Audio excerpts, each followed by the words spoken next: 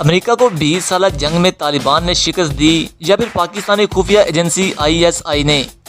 اور پاکستان نے امریکہ کی آنکھوں سے بچتے ہوئے ایسا کون سا میزائل بنا لیا ہے کہ جس کی رینج اسرائیل اور امریکہ تک ہے؟ میں آپ کو بتاؤں گا کہ پاکستان نے امریکہ کو امریکہ کی مدد سے کیسے افغانستان میں شکست دی ہے۔ افغانستان سے غیر ملکی افواج کے انخلاء کے بعد جنگ سے متاثرہ اس ملک کے مستقبل کے بارے میں افغانستان کے اندر اور عالمی سطح پر یہ خدشات ظاہر کیے جا رہے ہیں کہ کیا ایک مرتبہ پھر افغانستان میں 90 کی دہائی جیسے حالات پیدا ہو سکتے ہیں؟ کیا ایک مرتبہ پھر افغانستان میں خانہ جنگی شروع ہو سکتی ہے؟ کیا بد امنی کی وجہ سے افغانستان سے ایک مرتبہ پھر بڑی تعداد میں لوگ نقل مکانی کر کے پاکستان آ سکتے ہیں؟ اور کیا اگر افغانستان میں حالات خراب ہوتے ہیں تو اس کے اثرات پاکستان پر کیا پڑ سکتے ہیں؟ یہ بے یقینی بھی پائی جاتی ہے کہ غیر ملکی فورسز کے انخلاء کے بعد افغانستان میں اقتدار کس کے پاس رہے گا؟ کیا طالبان اور افغان حکومت مفاہمت کے تحت معاملات حل کر لیں گا یا نہیں؟ کیا خانہ جنگی کی صورتحال تو پیدا نہیں ہو جائے گی؟ کیونکہ طالبان ہر گزرتے دن کے ساتھ ہی اپنے آپ کو بہت ہی مستحکم اور مضبوط کرتے جا رہے ہیں، اور ایسے میں پاکستان نے بھی یہ واضح اعلان کر دیا ہے کہ پاکستان طالبان کے اقتدار کو ایسے قبول نہیں کرے گا اور پاکستان اپنا بارڈر تک بھی بند کر دے گا۔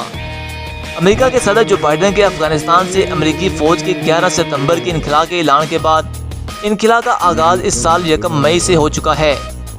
مبصرین کے مطابق 11 ستمبر کا اعلان امریکہ نے 9/11 کی مناسبت سے کیا تھا تاکہ امریکہ یہ دنیا کو باور کروا سکے کہ ہم یہ جنگ جیت کر آ رہے ہیں۔ حالانکہ یہ تو سب کو پتہ ہے کہ امریکہ کو یہ شکست ہوئی ہے اور اس کو تسلیم بھی کرنا چاہیے۔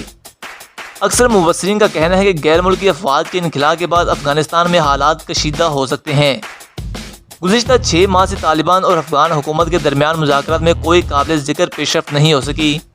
طالبان نے مختلف صوبوں میں اضلاع کے دیہی علاقوں کا کنٹرول حاصل کر لیا ہے، اور ان میں بیشتر وہ علاقے ہیں جہاں طالبان پہلے سے ہی موجود تھے۔ افغان حکومت کے فوجی بعض علاقوں میں پیچھے ہٹے ہیں، اور اس سے بظاہر ایسا محسوس ہوتا ہے کہ مفاہمت کے تحت فوجیوں نے کچھ علاقے طالبان کے آنے پر خالی کیے ہیں تاکہ انسانی جانوں کا نقصان نہ ہو۔ ایسی اطلاعات بھی آ رہی ہیں کہ بعض اضلاع میں جیسے لگمنان صوبے کے 2 اضلاع کا کنٹرول طالبان نے حاصل کر لیا ہے، اور ان اضلاع میں سرکاری دفاتر میں شہریوں کی دستاویز کو آگ لگا دی گئی ہے جس سے شہریوں کا نقصان ہو رہا ہے، اور اس طرح کے واقعات سے حالات مزید کشیدگی کی طرف بڑھ سکتے ہیں۔ اس کے علاوہ افغانستان میں خوف کی فضا بھی پائی جاتی ہے۔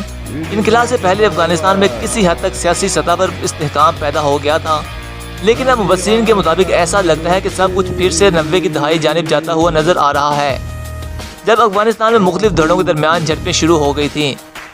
افغانستان کے بارے میں عالمی سطح پر جیسی بھی پالیسی سامنے آتی ہے، اس کے اثرات ہمسایہ ممالک خاص طور پر پاکستان پر ضرور پڑتے ہیں۔ ادھر پاکستان کے وزیر خارجہ شاہ محمود قریشی نے کہا تھا کہ افغان طالبان کے مذاکرات کا عمل میں صورت کاری کے لیے پاکستان آتے ہیں، اور پاکستان ان کے ساتھ اسی مقصد کے لیے مل کر کام کر رہا ہے۔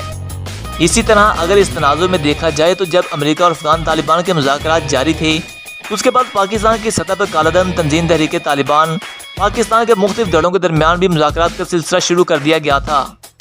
کالا دھن تحریک طالبان پاکستان کے خلاف فوجی آپریشنز اور قائدین کی ہلاکت کی وجہ سے تنظیم مختلف دھڑوں میں تقسیم ہو گئی تھی، لیکن پھر ان دھڑوں کو یکجا کرنے کی کوششیں کی جاتی رہیں۔ اگست 2020 میں جماعت الاحرار اور حزب الاحرار نے تحریک طالبان پاکستان میں ضم ہونے کا اعلان کر دیا تھا۔ یہ دھڑے اپنے اپنے طور پر شدت پسندی کی کارروائیاں کرتے رہے ہیں۔ کالا دھن تنظیم تحریک طالبان پاکستان کی جانب سے اس انضمام کے موقع پر بیان جاری کیا گیا تھا، جس میں کہا گیا کہ جماعت الاحرار کے سربراہ عمر خالد خراسانی اور حزب الاحرار کے امیر عمر خراسانی نے تحریک طالبان پاکستان کے امیر ابو عاصم منصور کے ساتھ ہجرت اور جہاد پر بیعت کرتے ہوئے اپنی سابقہ جماعتوں کے خاتمے کا اعلان کیا، اور اس بات کا عہد کیا کہ ان کی جماعتیں تحریک طالبان پاکستان کے شرعی اصولوں کی پابند ہوں گی۔ اس انضمام کے بعد پاکستان کے قبائلی علاقوں میں تشدد کے واقعات میں بھی اضافہ ہوا، جن میں سیکورٹی فورسز پر حملے اور ٹارگٹ کلنگ جیسے واقعات زیادہ ہوئے ہیں۔ لیکن یہاں پر ایک بہت ہی اہم سوال یہ پیدا ہوتا ہے کہ افغانستان کے پاکستان پر اثرات کیا ہو سکتے ہیں؟ ماضی میں بھی دیکھا گیا ہے کہ افغانستان میں حالات جب بھی کشیدہ ہوتے ہیں تو اس کے اثرات پاکستان پر ضرور مرتب ہوتے ہیں۔ ماضی میں بھی دیکھا گیا ہے کہ افغانستان میں حالات جب بھی کسی کروٹ لیتے ہیں اس کے ساتھ پاکستان پر ضرور مرتب ہوتے ہیں۔ موجودہ حالات میں بھی بیشتر مبصرین اور تجزیہ کار اس بارے میں تو متفق ہیں کہ غیر ملکی افواج کے افغانستان سے انخلا کے بعد پاکستان پر بھی اس کے اثرات ہوں گے، لیکن ان کی شدت کیا ہوگی اور کتنی حد تک کتنے علاقے متاثر ہوں گے، اس بارے میں متضاد رائے سامنے آ رہی ہیں۔ جہاں تک افغانستان کی اندرونی صورتحال کا تعلق ہے وہ تو واضح ہے، ان میں ایک اس کا ملٹری پہلو ہے اور اس میں طالبان نے کسی حد تک پیش رفت ضرور کی ہے۔ دوسری جانب اس کے سیاسی پہلو ہیں جو انتہائی پیچیدہ ہیں۔ اس میں افغانستان کے اندر ایک نیا فیکٹر سامنے آیا ہے جو مڈل کلاس اور سول سوسائٹی پر مشتمل ہے، اور وہ عنصر بڑا اہم کردار ادا کر سکتا ہے کہ وہ کیسے نئے سیاسی منظر نامے پر اثر ڈال سکتے ہیں۔ اب بات کر لیتے ہیں کہ پاکستان نے ان 2 دہائیوں میں ایسا کون سا میزائل بنایا ہے جو امریکہ تو کیا اسرائیل کے بھی پرچے اڑا سکتا ہے۔ پاکستان نے بے شک اس میزائل کا ذکر کبھی سرکاری سطح پر نہیں کیا، لیکن دفاعی تجزیہ کاروں کا یہ ماننا ہے کہ پاکستان نے جب امریکہ افغانستان کے دلدل میں پھنس رہا تھا تو عین اسی وقت ایک پاکستان نے بہت ہی خاموشی کے ساتھ ٹیپو اور تیمور میزائل بنانے کا فیصلہ کیا تھا۔ اس میزائل کو مشرف دور میں شروع کیا گیا تھا اور کیانی دور میں مکمل کر لیا گیا تھا۔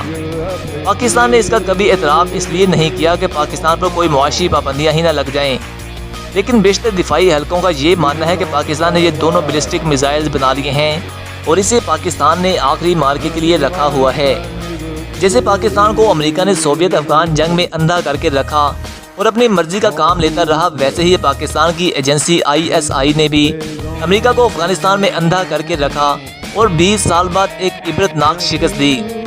امریکہ کو بھی اس بات کا پتہ ہے کہ پاکستان ہی وہ ملک ہے جس نے ہمیں افغانستان میں شکست دی ہے، لیکن پاکستان نے کبھی اس کا اعتراف نہیں کیا کہ پاکستان نے امریکہ کے خلاف کوئی کارروائی کی ہے، کیونکہ یہ ایسے محرکات ہوتے ہیں کہ جن کا اعلان کیا جائے تو پاکستان پر کسی دباؤ میں آ سکتا ہے۔